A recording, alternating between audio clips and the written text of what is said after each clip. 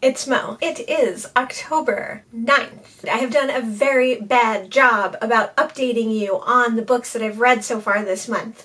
So it is definitely time for another vlog-style monthly reading wrap-up.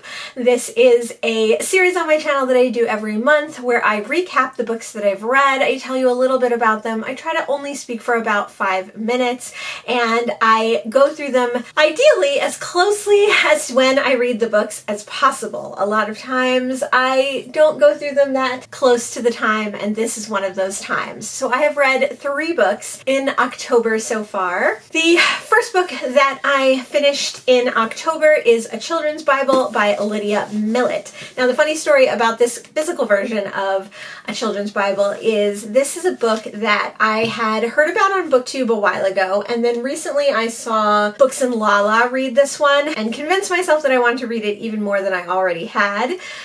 And I happened to see a free copy on one of my audio sites. So I started reading this on audio. And the day that I started reading it, I found this copy in a little free library near my house. So amazing. Kismet, fate, whatever you want to call it. It's gray. I love it. But it did not have a dust jacket. So I just have this copy without a dust jacket. This book follows Evie. She is staying at a summer house on the shore, presumably somewhere in New England, with her family, her friends, and her friend's family. There's quite a large group of people at this event, at this house, this summer party. It's summer and the parents are pretty much keeping to themselves and the kids are pretty much keeping to themselves, and Evie's real main concern is to stay away from the parents as much as possible, but also to take care of her little brother. So her little brother is one of the children that's kind of like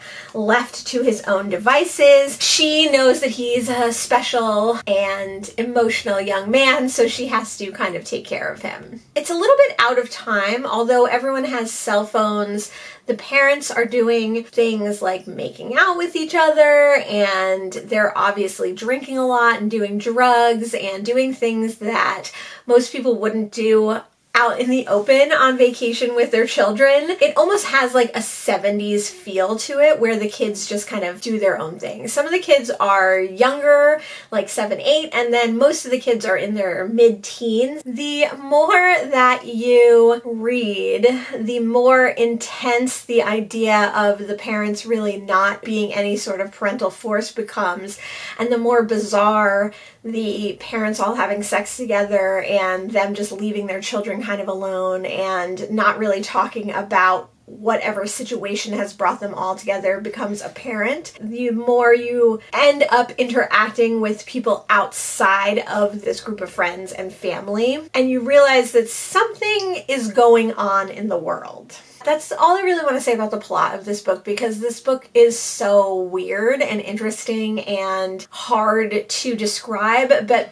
also better to go into with not knowing very much at all. I would compare this book a little bit to Leave the World Behind by Rumen Alam, in that kind of untethered feeling of being away on vacation, not in your normal place, feeling settled there, that vacation feeling of the rest of the world not being real feeling, and watching things on the news, seeing things on your phone, and having a real disconnect between where you are and the rest of the world. I really enjoyed this one. This might make it to like my top books of the year. I liked the audiobook. I thought that the reader did a good job of characterizing all the different people involved and that detached feeling of being in a different place, not being in the world the way you're used to being.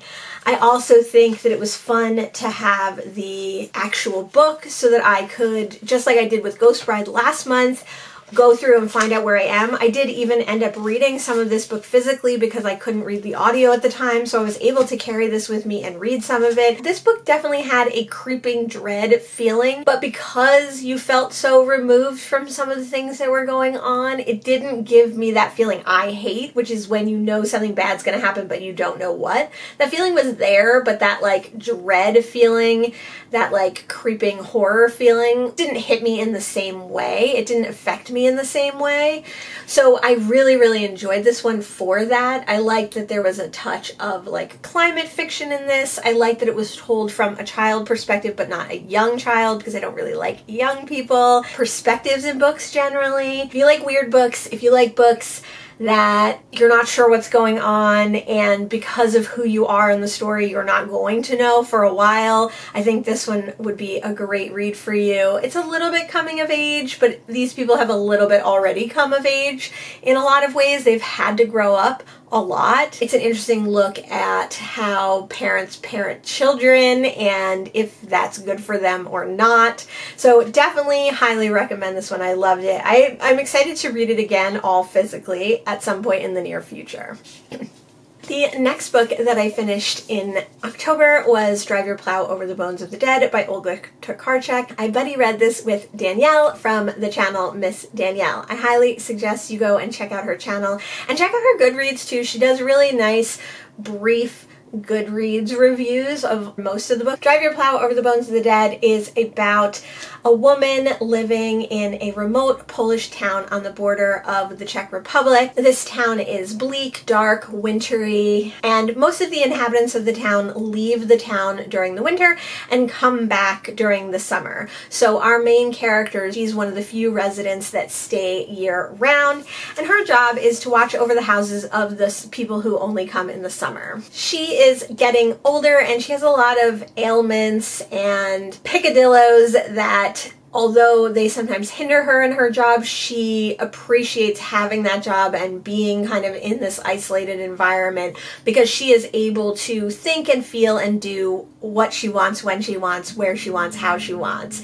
And she puts a lot of emphasis on certain things that she finds important. She's a huge nature lover and walks around in nature all the time. She's an animal lover and advocates for the animals, especially because most of the town is deeply involved in hunting. She has two neighbors who also stay year-round, one of which she really likes and would like to get to know better, and one of which she doesn't like that much. She calls the neighbor she likes Oddball, and the neighbor she doesn't like Bigfoot. One night when Oddball calls her to Bigfoot's house, it turns out that Bigfoot has died, and Oddball wants her help to tidy up the body. The story kind of goes from there with her thinking about and investigating Bigfoot's death and his life through astrology. She believes that everyone can know the path of their life through astrology. Many more things happen in this story, and while it is a mystery of Bigfoot's death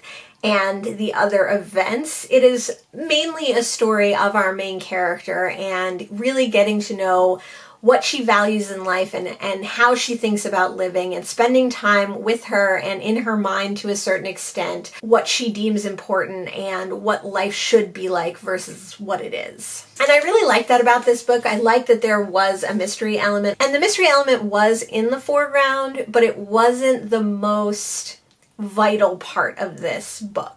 Just knowing this person and understanding her and being with her was so much fun. It was also really fun to buddy read this with Danielle because she had a lot of ideas that I didn't really have or that I didn't pick up on, so we were able to discuss like our theories, but also kind of our enjoyment of living with this main character. And she definitely figured out the mystery long before I did. I was hoping, and I think she was hoping too, that there was something going to be different than she expected about the ending. Once I realized what the ending was going to be, I hoped that there would be more to it, and there wasn't really, but it's okay because I do think that it was in keeping with the characters. This was my TBR Tackle book for August. I didn't read it in August though. I did do a dedicated vlog for this one, and you can see that listed down below. The third book that I read in October was The Legend of Sleepy Hollow by Irving Washington. I originally read this partly because it's Halloween time, and that is a very Halloween story. I partly read it because it's very short on audio, and I had never read that pretty classic American Gothic story before. I partly read it because it is Victober, and Irving Washington is often listed as a Victorian author. This story technically wasn't written in the Victorian time, but I think it's still often associated with the Victorian era. This story is about a young man living in Sleepy Hollow, New York, and he is, I think he's a physician, and he's a little bit of an outsider in the town, whereas a lot of the people who live there have lived there for many, many years. He hasn't. Although he wants to be ingratiated into the townspeople's lives and the upper class of Sleepy Hollow, he isn't quite there yet. But he's courting a young lady who is also being courted by some of the other upper class men, and he thinks he really has a shot with her. It's very, very short. It was only like an 2-hour audiobook, maybe an hour and a half. And the majority of this book is kind of just setting up the environment of these aristocratic families living in this small town in upstate New York in America, and where there are other towns that are a little bit more affluent, but there are these kind of aristocratic affluent people living in Sleepy Hollow. And one of the distinctive things about Sleepy Hollow is that there's lots of myths and legends, and one of is about the Headless Horseman, who was a Hessian warrior who fought in the Revolutionary War and lost his head and now haunts the town. So these stories and myths and legends get passed along, especially by these upper class people. And Ichabod Crane, I couldn't think of his name, Ichabod Crane, our main character, listens and sometimes joins in, but kind of thinks it's all bunk. Obviously, he is confronted with his skepticism at some point in this story. I had never read this legend before. It's very, very short. I do love Sleepy Hollow, the Tim Burton movie with Christina Ricci and Johnny Depp. Definitely very different from the book, and that was majority of this legend that I had known from that. I thought it was interesting that so much emphasis was put on like how desirable the women were, how boisterous the men were, how rich and bacchanal their lifestyles were in a lot of ways, and the juxtaposition of them being very superstitious and having so many myths and legends of bad ends coming to bad people, because obviously they are a little bit bad people. And the majority of this book, like most of it, like 3/4 of it I would say, is discussing that part. And then only really the end quarter is where like the action happens and the potentially supernatural things start to occur. It was fun. It was fine. It was a fun read. It was very classic. The way it was written is a little bit hard to grasp. The language is a little bit old, but I read it on audio in, 2 car trips. It was fine. I enjoyed it. I was glad to have read it. I don't think I would read any more Irving Washington, and I don't think I'll be reading anything else for Victober, but you never know. And those were the first 3 books that I read in October, so when I read some more, I'll let you know. It is October 17th, and I have read 3 more books in October. The first of which I finished was The Man Who Died Twice by Richard Osman. This is the second in the Thursday Murder Club series.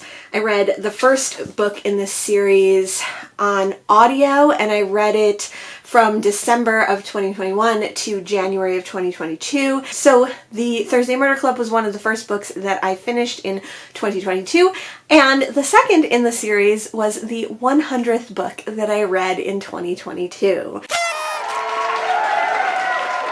I may possibly have read 100 books in a year previously, but not anytime recently. So it definitely marks a milestone in my reading journey, in my booktube journey. This book follows Ron and Ibrahim, Elizabeth and Joyce, the Thursday Murder Club, who are all octogenarians living in a retirement village in the countryside in England. They started the Thursday Murder Club to go over cold cases with Elizabeth's best friend Penny, but they quickly find a current live murder on their doorstep and have to use their various skills to solve it. They all have skills to help them solve murders. Ron was a social justice advocate and protester and knows lots of shady people, but fights for the right cause.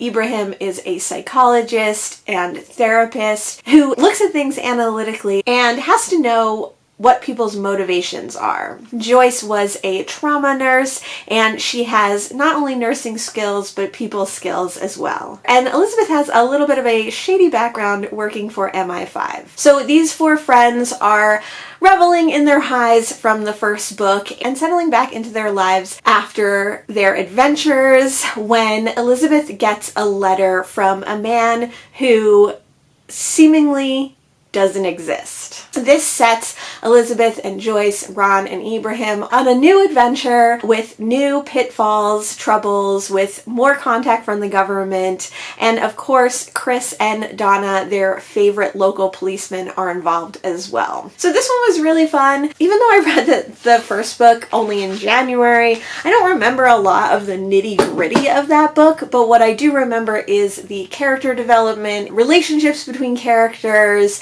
So it was interesting to see these characters progress. Now, because these books are definitely going to be a series, you can tell that they're setting you up for things that are going to be revealed later. In the first book, you maybe were never going to find out some of the ins and outs of Elizabeth's old work or of people's pasts, but in this one, you're definitely getting like touchstones for some things that are going to happen in the future. So it was a complete and whole story, but there's definitely a lot more in this second book that makes you want to keep reading the rest of the series. People's relationships are changing, and all of the Thursday Murder Club are becoming more fleshed out, full characters. Although the other one had violence and death, the deaths were more sad and tragic in a lot of ways. Not necessarily the murders, but there were a lot of other deaths in that book as well, and there's a lot less in this. Mostly here we're dealing with the murders and the mystery that the Thursday Murder Club has to solve, and some of the deaths are a little bit more gruesome, but also the motivations for the deaths are a little bit more gruesome than I remember in the first book. Whereas that one was really heartfelt and touching and sad and tragic in many ways, this one is definitely a little bit more thrilling and amoralistic or morally gray, which is an interesting path for these books to go on, I think, because there is a lot of potential for some of our main characters to have elements to their personalities that are not all necessarily nice. Another thing that I didn't remember from the first book, and maybe it's my own reading, but Donna, who is the local cop, in the first book she is trying to become a homicide detective, and in the second book she's fairly well established with her partner Chris, is black. But like, I don't remember that from the first book, and in this it's very much like a throwaway aside, like, oh, it's really tough for a black woman in the police force. And I was like, did he add that in? Or was that in the first book? So if you've read The Thursday Murder Club and The Man Who Died Twice, let me know if you knew that Donna was black, because I was pretty surprised. I'm happy. That's good, I guess. More diversity is better. Ron, Joyce, and Elizabeth are all ostensibly white. Ibrahim seems to be perhaps Egyptian or some variety of Middle Eastern African. I enjoyed this second installment, and I definitely plan to continue on with the series. I read the first one on audio, but I found a version in a little free library, and I thought my dad would like it. So I gave the softcover version to my dad, and then he gave it to his neighbor, who is an avid reader. When I found this one in a little free library, which is why it doesn't have a dust jacket, I passed it on immediately to my dad and Marilyn, and they already read it before I got to it. Then my dad bought the 3rd installment and Marilyn has already read it. He's going to read it next. So I anticipate reading the 3rd book in the Thursday Murder Club in the not too distant future. The next book that I read in October is Yellow Jessamine by Caitlin Starling. I'd seen quite a few people read this. It's a pretty recent release novella. I think it was 2020 or 2021. Caitlin Starling recently got a lot of interest because she wrote The Death of Jane Lawrence, and that was on a lot of book club books, and it was supposed to be like a spooky gothic horror. She wrote Yellow Jessamine before that, and this is another gothic horror historic fiction. I had seen mixed reviews about it, but I saw it on audio and the audiobook was very short, and I thought, why not read one more gothic horror in the month of October. Yellow Jessamine follows Evelyn, who runs an important shipping company. She is a woman in mourning, always wearing black and always wearing a veil over her face. Not even her closest companion, Violetta, has seen her full face. She is mysterious, but she's most known for being a prudent and serious businesswoman. Evelyn does do a business on the side, which is to grow rare and sometimes toxic herbs in her garden and create potions, tonics, tinctures, and medicines to help women of her local town. Evelyn knows that sometimes you need some medicine or poison to help you along in your life. So she helps the women of this town quietly and discreetly. Another thing that Evelyn does that no one really knows about is she keeps up with the political happenings, and she knows that the city that she lives in will soon be under siege. There have been many spies and soldiers coming into their town. Since Evelyn will always fall on the side of the rulers and keep in line so that she can keep her wealth and autonomy, she may not always be loyal to the current government. When she goes to visit one of her returning ships, she finds that several of the men have fallen ill. They're in a catatonic state, seemingly perfectly fine, but completely vacant. Her initial reaction is to kill them all and sort it out later, but she is convinced to let these men live and try to discover what potential plague or sickness has enveloped them. Since this is the time of the plague, everyone is quite worried about the plague being carried to their city, so no one really takes much notice of these strange illnesses. That is until more people start falling ill and becoming almost possessed in their actions and reactions to this potential new sickness. This story is about Evelyn, her life, her history, who she is, her motivations. She is a very selfish and self-concerned person in many respects because she's always going to be keeping herself safe. And the circle she has built around herself really only extends to Violetta and no other living creature besides her garden. I really liked this book, actually. I thought it was really good. It was very atmospheric and gothic and interesting. It definitely built an alternative history. You don't know exactly where this book takes place. You don't know exactly the city and the opposing city or the government and the opposing governments. You don't really know the plague that they're talking about, but it doesn't really matter what the actual places are or if they were real or not real. You can definitely get the vibe that this could have happened sometime in history. It's also quite like gory and spooky. One of the first things that Evelyn does is like burn out somebody's eyeballs with like a tincture, and that had me hooked. I was like, oh my gosh, what is happening here? So I really wanted to find out the rest of the story. You're not really sure if this is a supernatural story or perhaps just a violent horror. I thought that the relationships between Evelyn and basically everyone else in the story were really interesting. I did think that the ending was a little hokey and that it got a little shapeless, formless, so that the author could fit in everything that she wanted to fit in. But honestly, I was fine with that. By that time, I was like on board with whatever was going to happen, and I was just interested to see how Evelyn's life was going to turn out.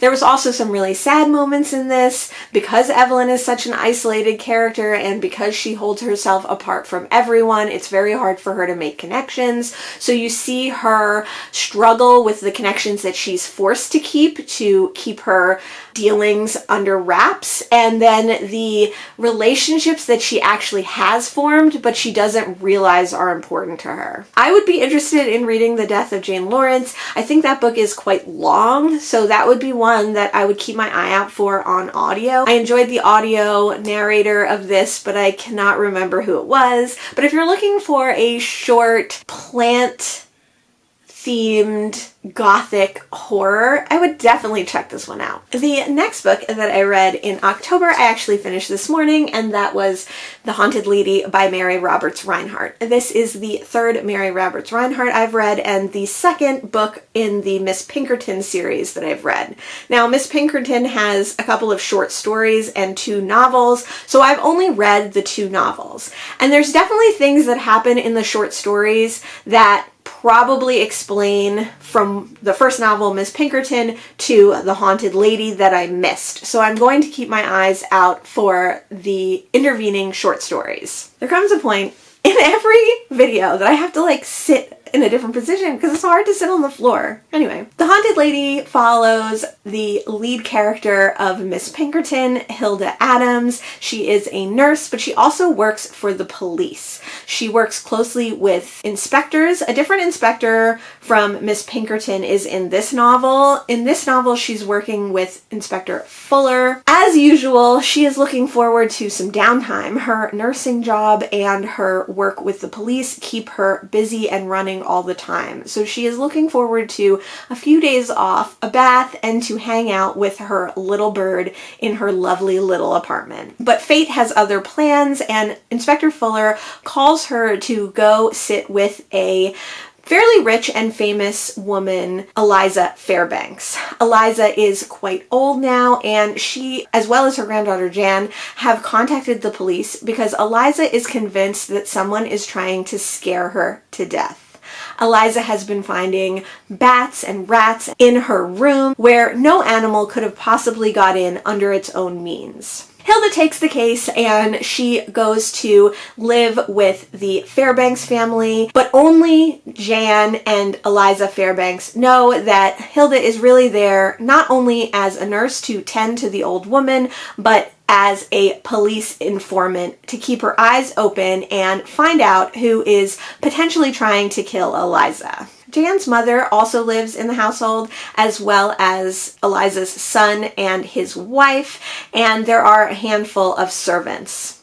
Hilda quickly gets entrenched in the family, and of course, when mysterious things start happening, Hilda has to keep her wits about her and discover who is trying to frighten Eliza Fairbanks. Although a lot of the things in this book follow the same premise as Miss Pinkerton, she's set up in a house, there's an old woman, the old woman is ill, potentially dying. Hilda has to go around to all the family members trying to discover their motivations and personalities. This one definitely was more compelling, I think, than Miss Pinkerton. You got a better sense of who Hilda was. She's more fed up in this one. She's more tired and exhausted. Although she is tired and exhausted in Miss Pinkerton, she's greener, she's fresher, and in this one she's a lot more jaded, which I think helps her react less to what's going on and be more angry about the crimes at hand, so that her anger kind of drives her to determine the culprits. Mary Roberts Rinehart does this great thing where she kind of uses the had I but known trope,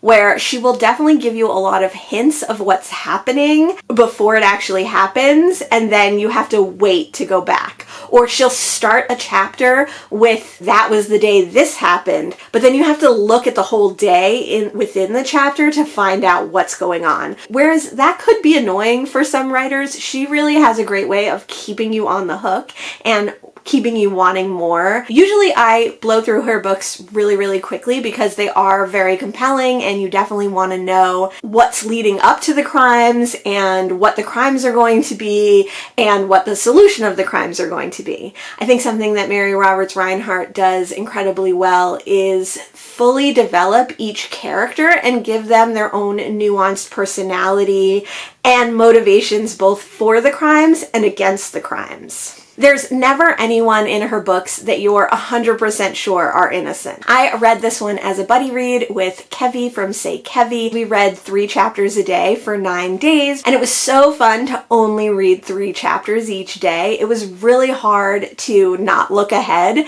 and it was really hard to not want to just read until you found the solution. So I really enjoyed that, and I think probably her books are really good for that because every chapter gives you something. There's never any chapter that is filler or is boring. Whereas I think a lot of modern authors, that is definitely the case. I would say something like Final Girls by Riley Sager, which I read a few months ago.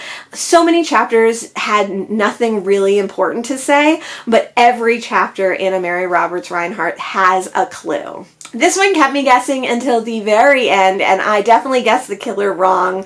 I was misled by some words, phrases, and names for sure. I think Mary Robert Rinehart did that on purpose 100%. Everybody had motivation, so I also really didn't know what the outcome was going to be. Very interesting to see who the culprit was in the very end. If I had to rank the Mary Roberts Rineharts I've read, I think Miss Pinkerton would be on the bottom, then The Haunted Lady, and then The Red Lamp. The Red Lamp is still my favorite, and I think it's just because of the setting. Although all her mysteries have a closed door mystery element, they're not all exactly closed door. I would say this one is the most closed door. Highly recommend this one if you love Golden Age mysteries, if you love Agatha Christie. Rinehart is like the way to go. Those were the next 3 books that I read in October, and when I read some more, I'll let you know. It is October 24th, and a few days ago I finished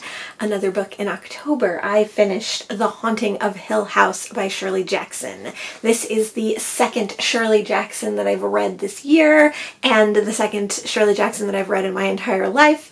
I read We Have Always Lived in the Castle earlier this year.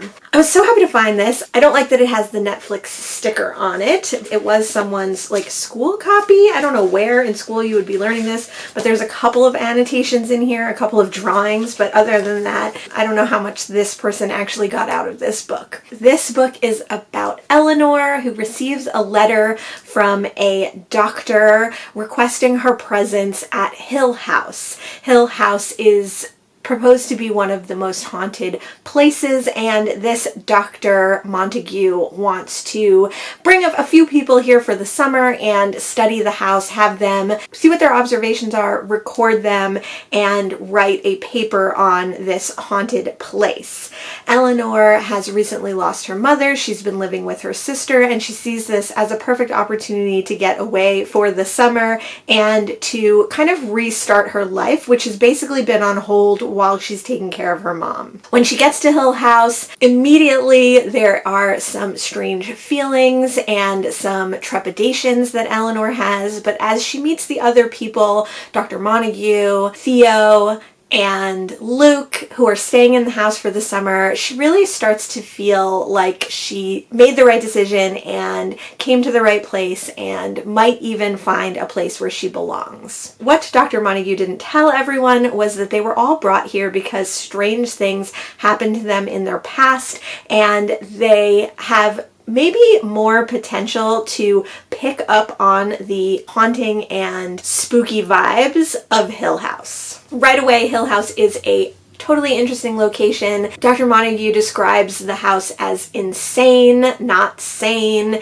and it has strange dimensions, strange rooms with no windows, doors that shut on their own, and housekeeper and groundskeeper who don't seem happy that these people are staying in Hill House for the summer. That's the basic premise of this book, and it's definitely considered one of the preeminent haunted house stories of our time. It's been made into movies and TV shows. Netflix did an adaptation of it. I've seen one of the movies, the one with like Liam Neeson, and I remember thinking that that was pretty hokey, but reading the book, I do remember certain scenes from the movie, and I think it was actually fairly loyal to the book. I definitely would like to revisit that one.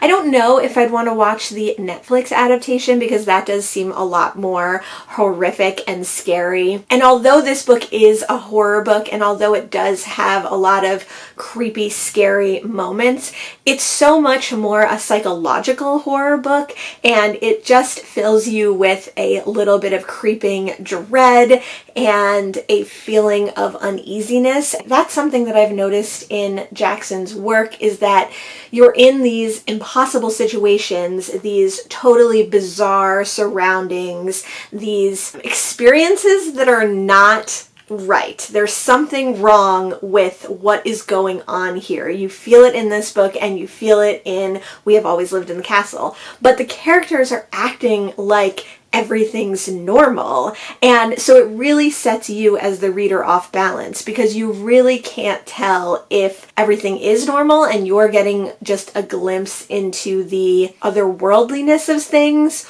or if these characters are just fooling themselves into thinking that everything's okay, or if they're not okay and that's why they're acting okay in this not okay situation.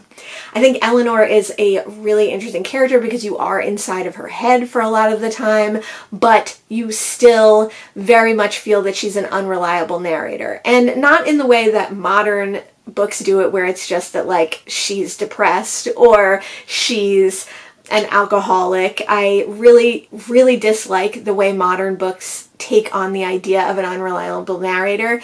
Eleanor is unreliable because you really don't know what her motivations are, and you're not sure if she is understanding the situations that are happening in the real world, whether she's telling you what's going on in a truthful manner or she is making this up inside her head. And because you're inside her head, you feel unsteady and unsure the whole time that you're reading. I've heard people not really like the ending of this book, or it being kind of anticlimactic, or there not being enough horror, but I think it is like quite horrific at the end, and also quite like psychologically like disturbing. And not just the ending of Eleanor's story in this book, but the thought of what happens next, what else was happening or going on. It leaves you with a little bit of a open ending in some ways that you are never going to find out the answers to, which is a little bit disturbing. I can't wait to read more Shirley Jackson, so if you have where I should go next after Haunting of Hill House, definitely leave me that info in the comments below. It is October 26th, and I have finished one more book in October. I finished The Ex-Hex by Erin Sterling. Erin Sterling is a pseudonym for Rachel Hawkins, and I have to say that if I had known that when I started reading, or when I picked up this book, I might have not started. I read one other Rachel Hawkins book, which was The Wife Upstairs, and that was my least favorite book of 2021. This book follows Vivian, who at 19, due to the tragic death of her parents, discovered that her mother was a witch. Vivi goes to her witchy family in Georgia, and she is welcomed with open arms. And at her very first witch community event, she meets Rhys, a Welsh witch from a very powerful family who happen to be the founders of the town that Vivi now lives in. Vivi and Rhys have a whirlwind summer romance, and although it could have just been a summer fling, when Rhys has to go back to Wales, it breaks Vivi's heart. Against her better judgment, her cousin persuades Vivi to hex her ex and put a curse on him. But Vivi doesn't take the curse seriously. She's not a powerful enough witch to actually curse someone. Or is she?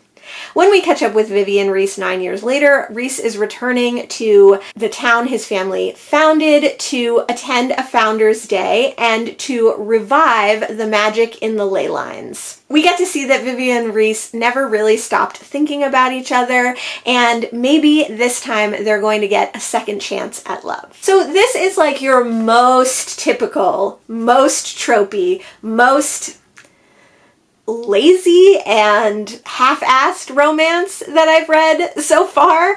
I don't have a huge repertoire of romance reading under my belt, but this one definitely just felt like the author wrote it in a weekend, and she did it to cash in on the romance in a small town, we follow these people, and then the sequel, we follow these people. It was clearly written to be a series of books that followed different people in Graves Glen, the town where Vivi lives, and to follow the Penhallow brothers, who are, of course, all devastatingly and ruggedly handsome. This book could have been cut down and edited into like a novella, and maybe I would have enjoyed it more, but it felt like the author was just trying to, like I said, cash in on that idea and also throw some like witchy vibes. Like maybe she reads tarot, or like maybe she likes witchy things, but none of it was like particularly well thought out or planned out, in my opinion, and it definitely didn't give you anything new.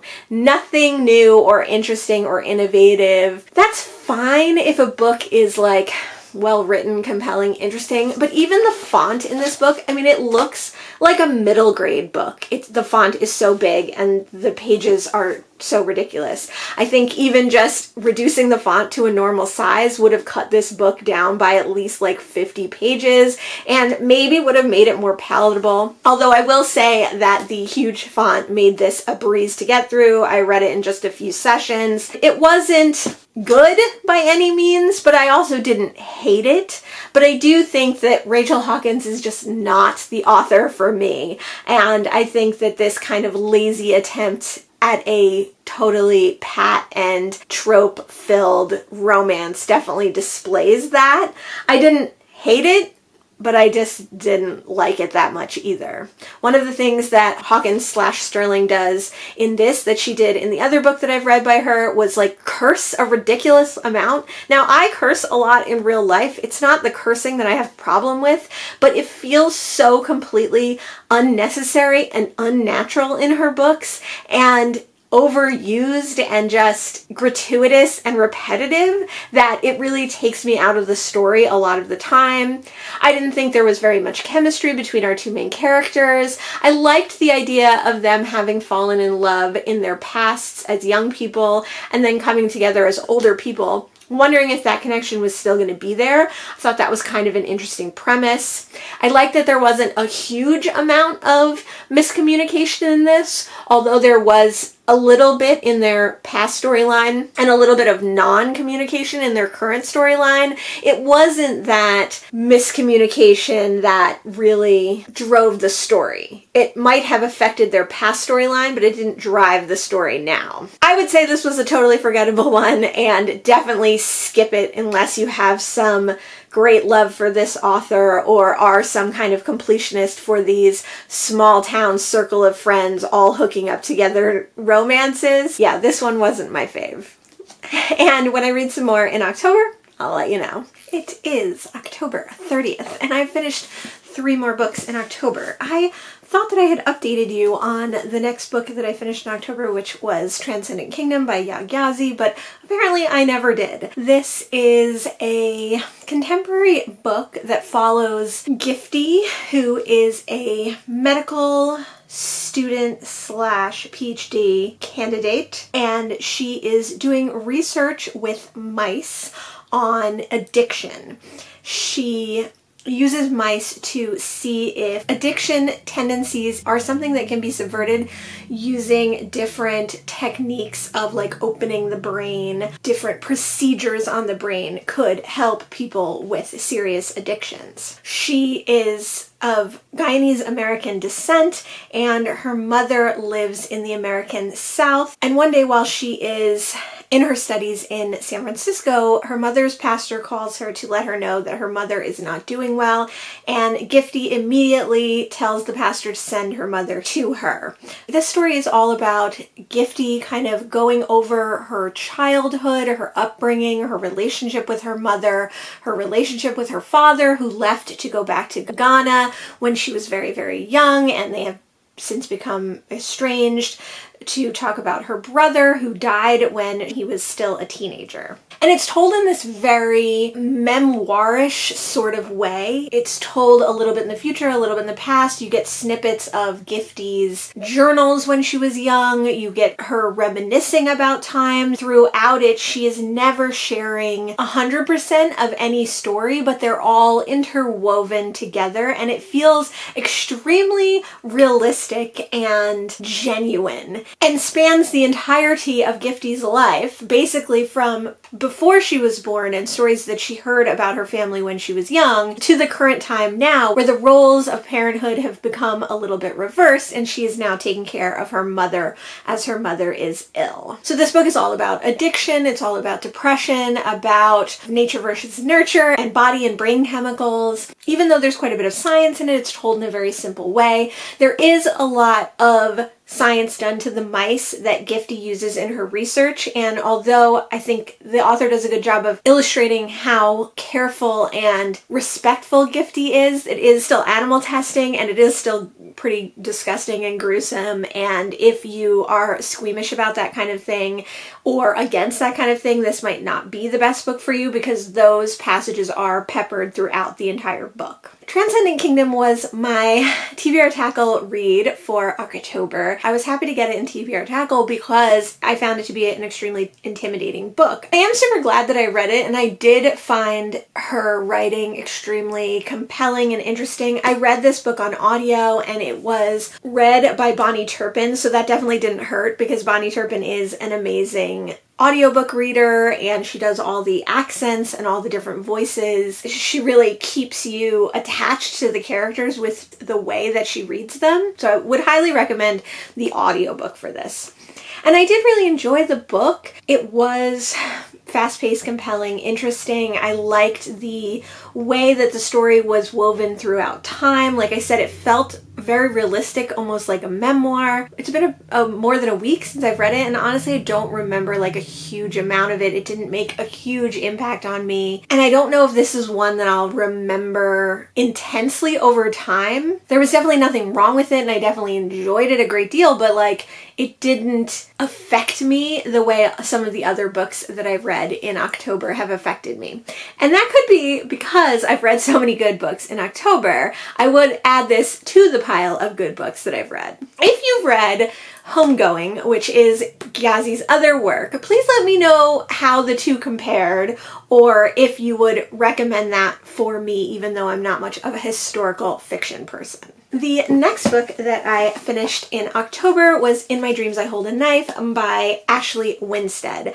I read this book primarily for the Halloween Weekendween Monster Mash, which is hosted by Gabby at Gabby Reads and Olivia at Olivia Reads a Latte. They do a Weekendween, Summerween, Spring Flingaween every so often during the year, and it's a time to read mysteries, thrillers, horror, creepy books, the spooky books, and it's usually at times that are not during spooky season, so that you have more opportunity to read spooky books. In My Dreams I Hold a Knife was also on my 21 books I found out about in 2021 that I want to read in 2022 list, and it might have also been on my summer TBR. It is a thriller about college students 10 years out from college returning for a college reunion and dredging up things from their past. Although their college years were extremely formative in many ways, the most significant was that one of their best friends was murdered during their senior year. We follow our main character, Jessica, who always felt a little bit like she was outside the group, although she was welcomed to this group of 7 and was a vital and integral integral part of it. She still feels like she has a lot to prove when she goes back to the homecoming reunion. She has past loves to deal with, her BFF who has kept a tight grip on her all these years, and mostly she just wants to show everyone that she's not the same person. She's rich, successful, beautiful, and she has gotten everything that she wanted. Of course, their friend being murdered lends a pallor across the whole reunion, and when the friend's brother, who was a freshman when they were senior, steps forward and accuses one of the group to be the true murderer, the whole weekend takes a turn for the worse. This was like the epitome of like a fun, fast, cool thriller book. I really enjoyed it. I read it in like 2 days. I flew through it. Didn't want to put it down. I wanted to keep reading it. I read for like 3 hours one day, which is kind of unusual for me. And I just really had a super fun time with it. It felt to me a lot like the Lucy Foley that I read earlier in the year, insofar as this group of friends returning. There's always someone who's insecure. There's someone who you didn't know was insecure but was insecure. There's the golden person who everybody thinks is on top of everything but they're not. It's very typical in that thriller way of a group of people returning together, everyone with something, some secret, something that they're hiding. But it was a much more literary and I would say well-written version of that. And I think it was also quite a bit self-aware of what it was doing. I think that this book knew it was hitting all those tropes, and I think it was leaning into them and having fun with it. I really enjoyed that part of it. I don't think that this book was like doing anything amazing though, even though I think it was a better version of those tropey thriller cliches. I don't think this was doing anything that really made it stand out, except that it was just exceptionally fun. I would definitely read something else that Ashley Winstead's written. I know her latest book has a lot of essay and difficult subject matter, so I don't know if The Last Housewife is the one for me, but I would like to see what she does next.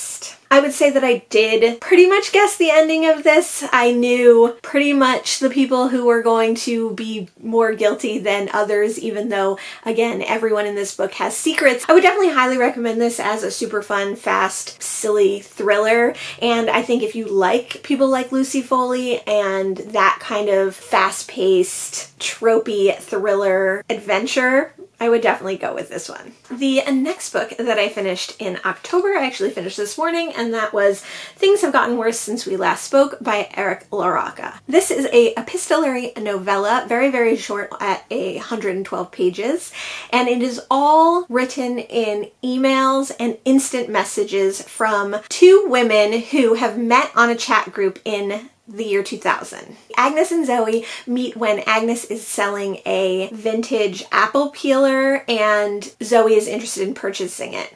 But very quickly, like literally within hours and days, they form a intense and creepy relationship via email and instant message. And of course, it doesn't go well. So I think that is all you can really say about this book. It's definitely one that I would suggest, other than the framing narrative, to go in pretty much totally blind.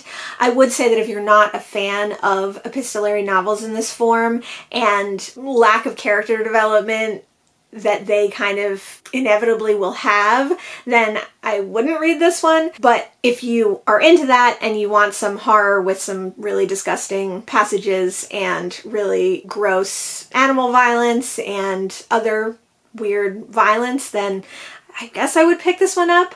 I know that this is a total booktube darling, but I just didn't think it was that well written. I see why people like it, and it's not that I didn't enjoy it. I mean, enjoy is a weird word to use for this, but it just wasn't very good. I do think that this is one of LaRocca's earlier works, and I definitely see the potential there for even more creepy and weird stories in the future, so I would pick up another of his books. There was a lot of animal violence in this, and there was a couple of small passages that I had to skip because I knew what was coming, specifically one with a cat, if you've read the book. But I felt that the violence was like surface, Everything was very surface in this book to me. The character development was basically non-existent. They sounded like the exact same character writing to each other. The emails and the dialogues were completely unbelievable, but the premise was so interesting, and the idea of these people becoming so entrenched and ingrained in each other's lives and so immediately destructive because they were both willing to do so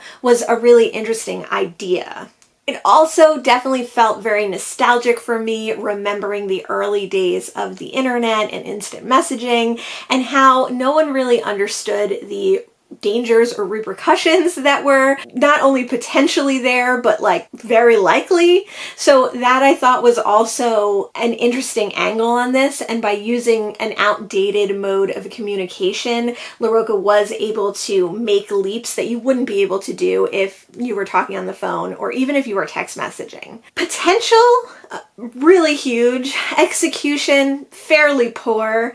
I'm surprised that so many people love this one, but I'm definitely willing to read some more. And those were 3 more books that I read in October. I am hoping to finish 1 more book before the end of October, so if I do, I will come back with that, and if not, I will come back with my wrap-up of the wrap-up. I didn't end up finishing anything else in October, so my October wrap-up stops here. One thing that I wanted to say about the Hexex that I didn't say in my little review was that I did appreciate this book for not talking about the main love interest's bodies that much. You got a description of the people, certainly, but it wasn't heavily focused on how skinny, fat, large, small, round, whatever the female lead was. It wasn't focused on the anatomy and the beauty standards overlaid on the characters. So I did really enjoy that.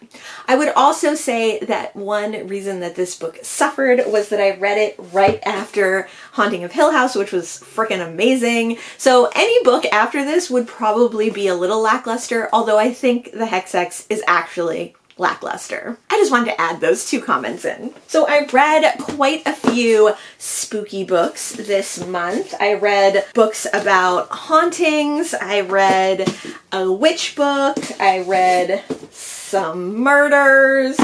I read a sort of cozy mystery. I read some cli-fi. I read an actual cozy mystery. I did pretty good with my representation. A lot of these books had very casual, gay, bisexual, or other queer representation in them, which I really liked. In My Dreams I Hold a Knife, Things Have Gotten Worse Since We Last Spoke, The Ex-Hex, The Haunting of Hill House. I really enjoyed that there was not a lot of fanfare about it and that it was just part of the story, just like straight relationships could be part of the story. I read some mysteries and thrillers. I read some horror. I read a few books by people of color. I read a translated work. And I had just like a great reading month, especially coming off of September, which was like a very mediocre reading month for me. Although I read some books that I liked in that, there was nothing that was like hugely stands out in my mind, and the whole month felt like a struggle. This October felt like a dream. Like everything I read I loved. I have multiple books that are probably going to make it to my top books of the year.